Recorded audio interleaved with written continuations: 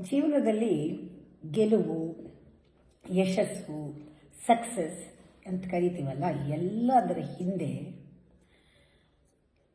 ಒಂದು ಸ್ಥಿರತೆ ಬೇಕು. ಅದೇ ರಹಸ್ಯ.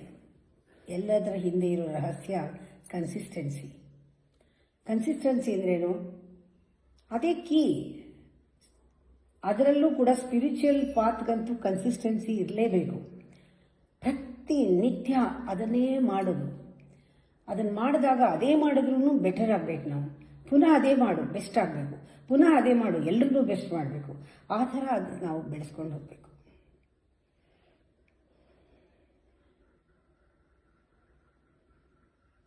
ನಾಲೆಡ್ಜ್ ಸಾಕಾಗಲ್ಲ. ಅದಕ್ಕೆ ಸೈಕಲಾಜಿಕಲ್ ನಾಲೆಡ್ಜ್, ಸೋಷಿಯಲ್ ನಾಲೆಡ್ಜ್ ಏನೂ ಸಾಕಾಗೋದಿಲ್ಲ.